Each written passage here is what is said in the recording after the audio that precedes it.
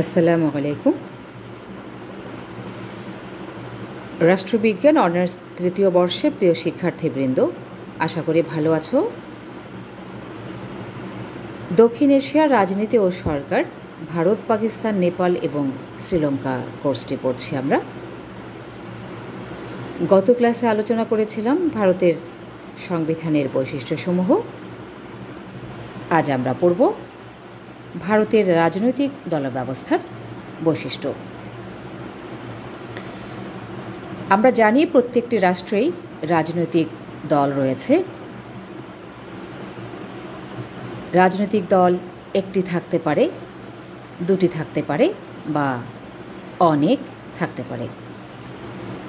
ভারতে রাজনৈতিক দল রয়েছে অনেক বা বহু, অর্থাৎ বহুদলীয় রাজনৈতিক ব্যবস্থা বিদ্যমান ভারতে। আমরা দেখি ভারতের রাজনৈতিক দলীয় ব্যবস্থার আর কি কি বৈশিষ্ট্য রয়েছে। তোমরা স্লাইডে দেখতে পাচ্ছ বেশ কিছু বৈশিষ্ট্য। এগুলোই হচ্ছে ভারতের রাজনৈতিক দল ব্যবস্থার বৈশিষ্ট্য। এর প্রত্যেকটি নিয়ে আমরা আলোচনা করার চেষ্টা করব।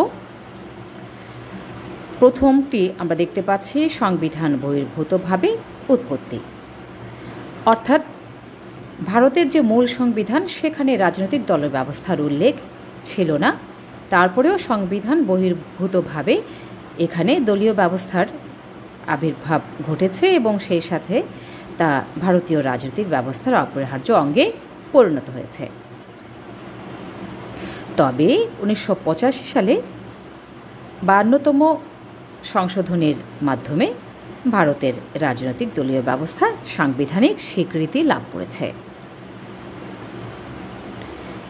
পরবর্তী বৈশিষ্ট্য আমরা দেখতে পাচ্ছি বিভিন্ন দলের অভিন্ন উৎপত্তিস্থল,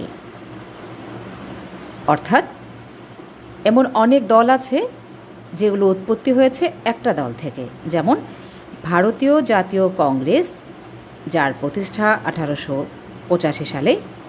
সেই দল থেকেই পরবর্তীতে জনতা দল, সিপিআই, মুসলিম লীগ, হিন্দু মহাসভা ইত্যাদি দলের উৎপত্তি হয়। আমরা যাচ্ছি পরবর্তী বৈশিষ্ট্যে, ভাঙাগড়ার রাজনীতি। 1969 সালে ভারতীয় জাতীয় কংগ্রেসটি দুই ভাগে ভাগ হয়ে যায়, কংগ্রেস আর এবং কংগ্রেস ও নামে। 1977 সালে কংগ্রেস ও লোকদল, সিএফডি, সংযুক্ত সোশ্যালিস্ট পার্টি ঐক্যবদ্ধ হয়ে আবার জনতা পার্টি নামে একটি রাজনৈতিক দল গঠন করে।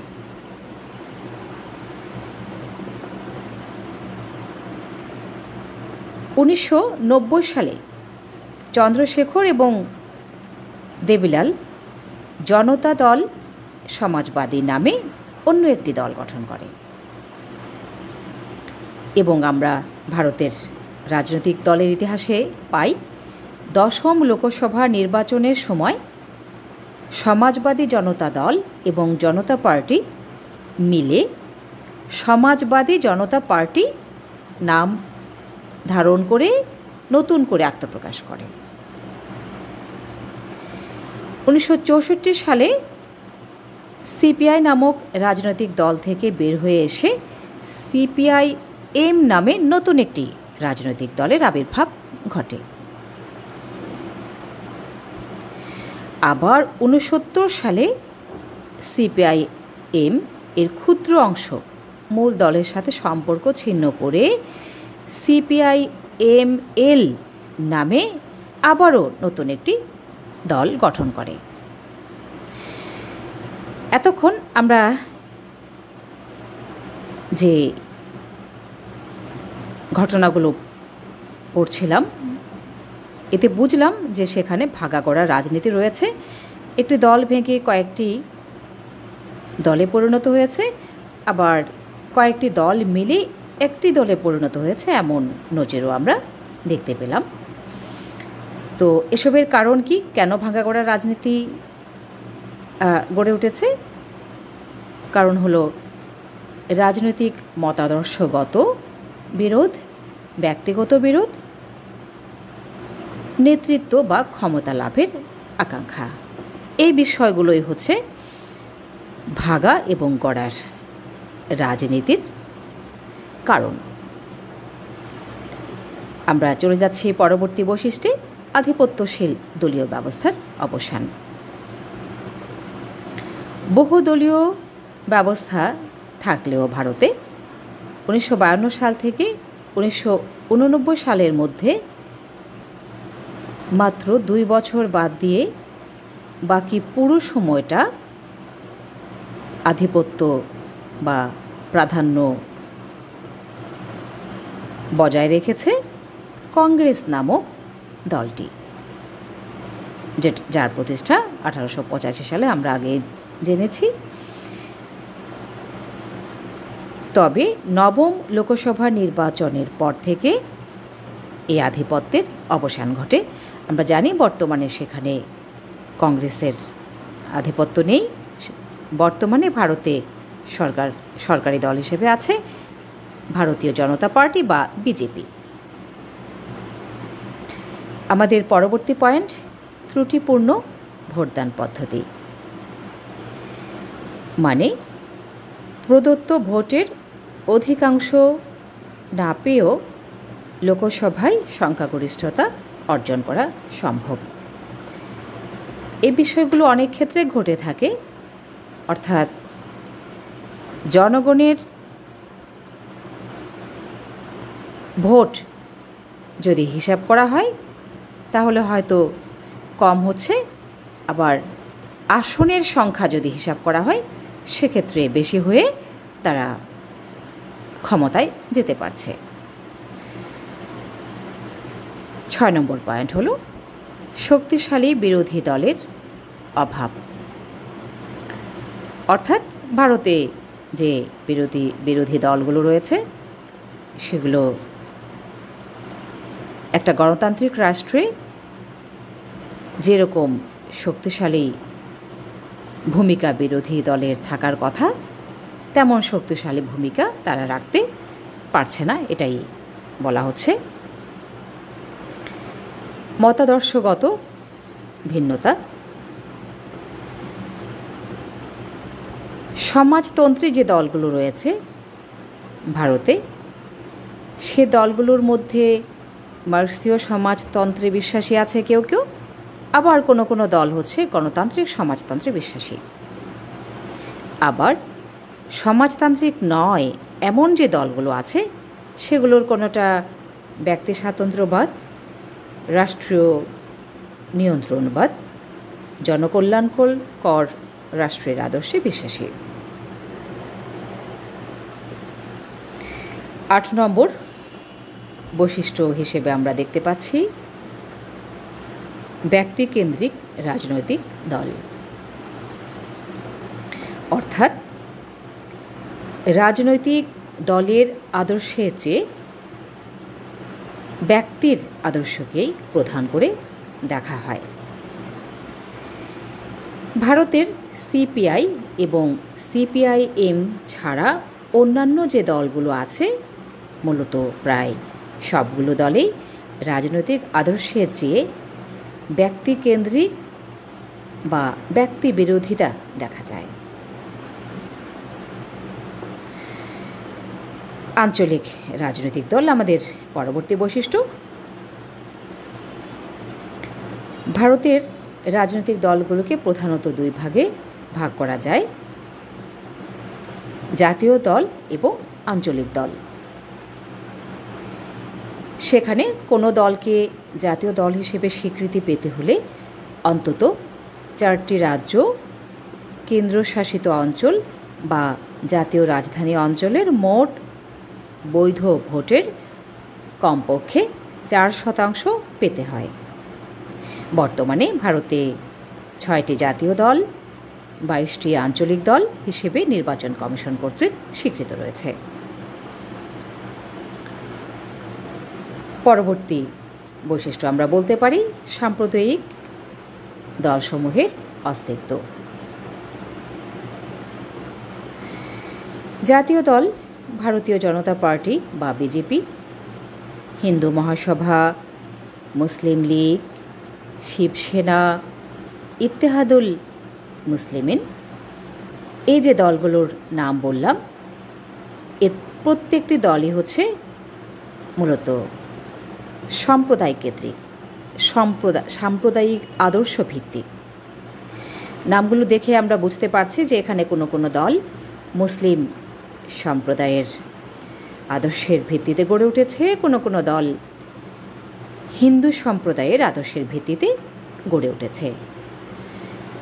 যেই সম্প্রদায়ের আদর্শই হোক না কেন, কোনো একটি সম্প্রদায়ের আদর্শের ভিত্তিতে গড়ে ওঠার বিষয়টি ধর্মনিরপেক্ষ নীতির সাথে সাংঘর্ষিক। আমরা জানি যে ভারতেও ধর্মনিরপেক্ষ নীতি বিদ্যমান। ভাষাভিত্তিক রাজনৈতিক দল আমাদের পরবর্তী বৈশিষ্ট্য। অন্ধ্রপ্রদেশের তেলেঙ্গানা প্রজা সমিতি, পশ্চিমবঙ্গের ঝাড়খণ্ড মুক্তি মোর্চা, গোর্খা লীগ, এগুলো হলো ভাষাভিত্তিক রাজনৈতিক দলের দৃষ্টান্ত।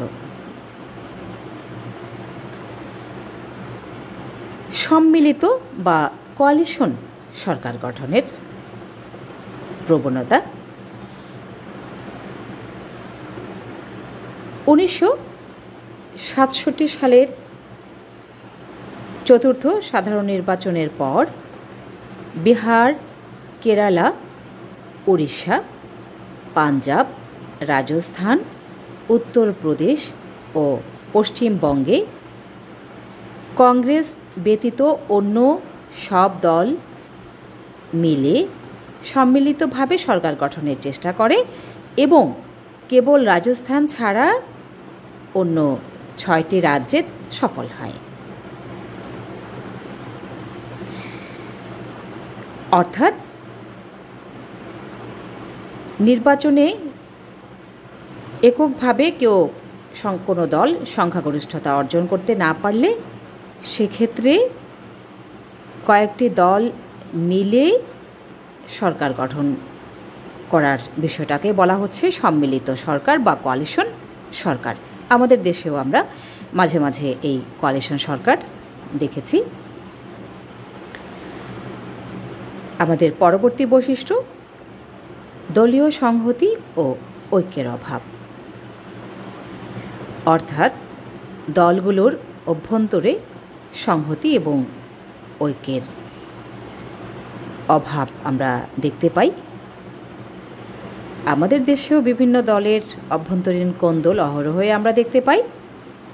ভারতেও এরকম বিভিন্ন বিশৃঙ্খলা, নিজেদের মধ্যে কোন্দল, এগুলো ঘটে থাকে।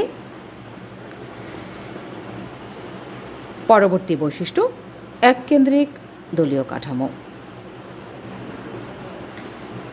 রাজনৈতিক দলগুলোর রাজ্য ও আঞ্চলিক শাখা থাকলেও কার্যত কেন্দ্রীয় নেতৃত্বের নির্দেশকে কার্যকর করার যন্ত্র হিসেবেই এরা কাজ করে। অর্থাৎ কেন্দ্রীয় যেসব নেতা আছেন সেসব নেতারা যে নির্দেশ দিবেন, যেভাবে বলবেন, সেভাবেই মূলত আঞ্চলিক পর্যায়ের নেতাদের কাজ করতে হয়। তারা নিজস্ব মতামতকে তেমনভাবে প্রাধান্য দিতে পারেন না। সর্বশেষ বৈশিষ্ট্য হিসেবে আমরা দেখতে পাচ্ছি ভারতের রাজনৈতিক দল ব্যবস্থার স্বার্থ গোষ্ঠী বা চাপ সৃষ্টিকারী গোষ্ঠীর সাথে সম্পর্ক।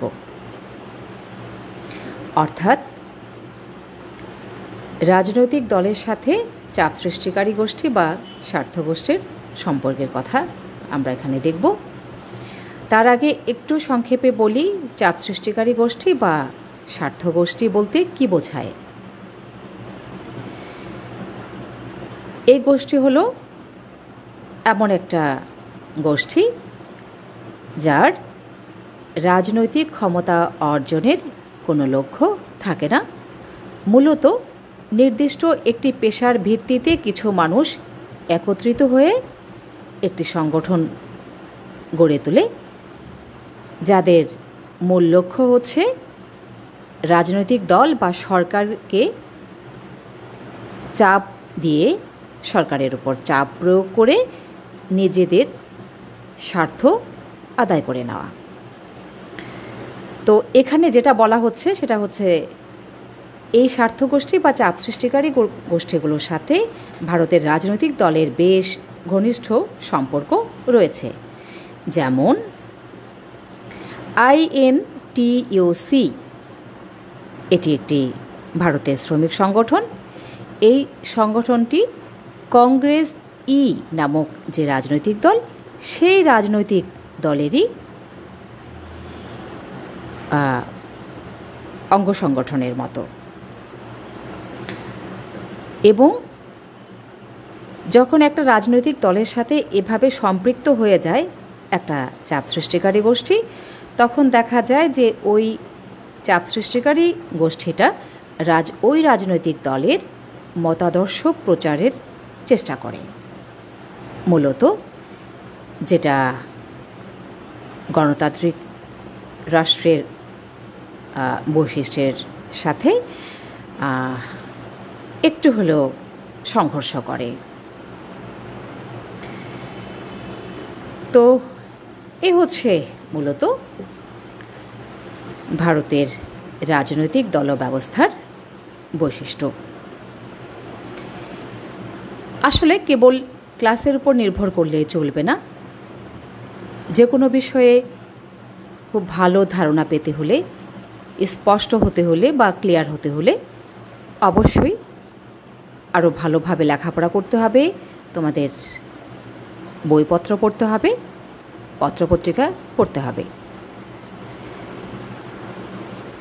যাই হোক, আশা করব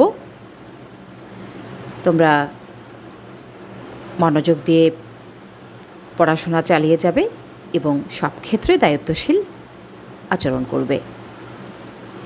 এতক্ষণ মনোযোগের সাথে ক্লাসে অংশগ্রহণের জন্য ধন্যবাদ সবাইকে।